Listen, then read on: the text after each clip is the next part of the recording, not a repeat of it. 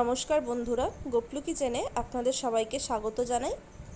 সকালে খুব তাড়াতাড়ি ব্রেকফাস্ট বানানোর হলে এই রেসিপিটা আপনারা ট্রাই করতে পারেন। এটি বাচ্চা কিংবা বড়দের খুবই পছন্দ হবে। চলুন দেখে নিই আজকের রেসিপিটা। এগুলি বানানোর জন্য নিয়ে নিচ্ছি ব্রেড। এবার একটি গ্লাস দিয়ে এর মাঝখানে কেটে নেব। দেখুন বন্ধুরা, এভাবে মাঝখানের অংশটা কেটে নিয়েছি। এর সব অংশটাই কিন্তু লাগবে টিফিনটা বানানোর জন্য। একইভাবে আরও কয়েকটা ব্রেড কেটে নেব।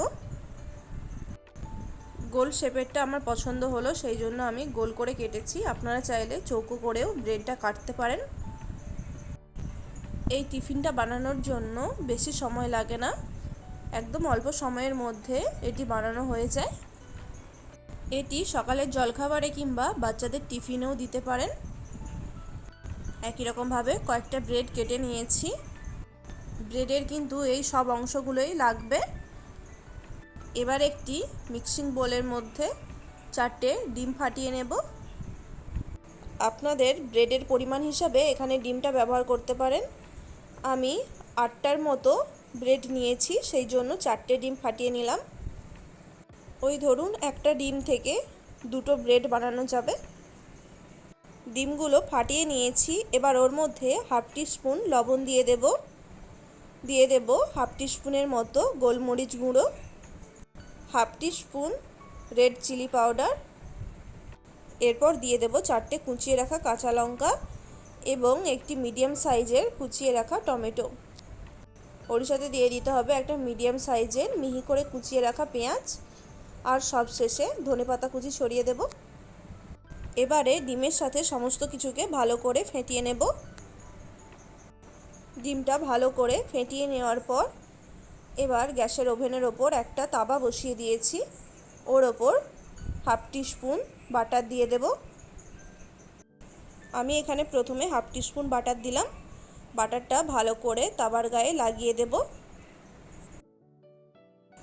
এরপর গ্যাসের ফ্লেমটা লো টু মিডিয়ামে রেখে বাটারটা ভালো করে গরম করে নেওয়ার পর ওর ওপর কেটে রাখা ব্রেডগুলো বসিয়ে দেব।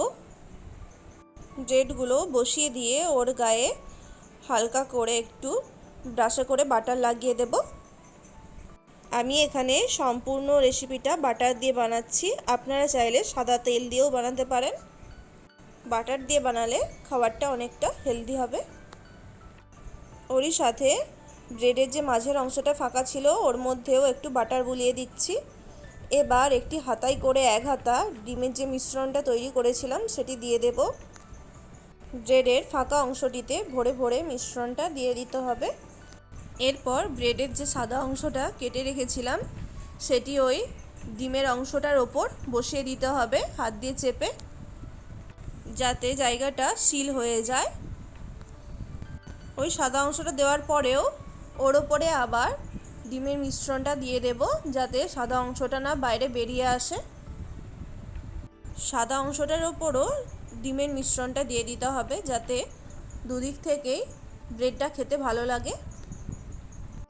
আর ডিমটা দেওয়ার ফলে উল্টানোর সময় সাদা অংশটা আর বেরিয়ে যাবে না। একই রকমই এই দিকেও বেশি বেশি করে ডিমের মিশ্রণটা দিয়ে দিতে হবে। এরপর একদিকটা ভাজা হয়ে গেলে অপর দিকটা খুব সাবধানে উল্টে দিতে হবে। যেহেতু সামনের দিকটা কাঁচা আছে, তাই একটি চামচ দিয়ে ধরে উল্টে দিতে হবে।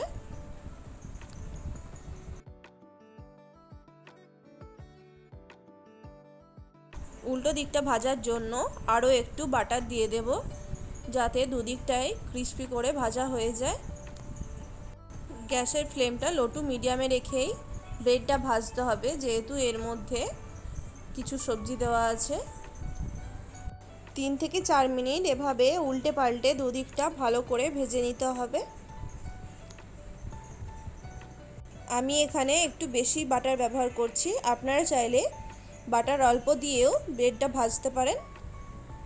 এইভাবে ঘুরিয়ে ফিরিয়ে দুদিকটা ভালো করে ভেজে নিচ্ছি।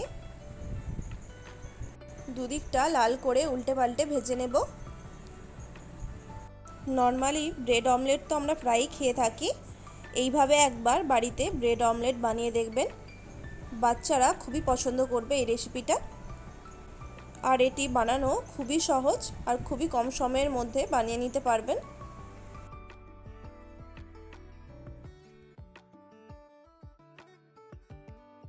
ব্রেডগুলি আমার ভালো করে ভাজা হয়ে গেছে।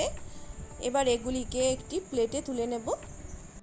এবার এগুলি গরম গরম সার্ভ করার জন্য একদম রেডি। দেখতেই পেলেন বন্ধুরা কত সহজে রেসিপিটা তৈরি হয়ে গেল। আপনারাও চাইলে বাচ্চাদের জন্য এই টিফিনটা বানিয়ে দিতে পারেন। একই রকমভাবে বাড়ির সবার জন্য আরও কয়েকটা বানিয়ে নেব।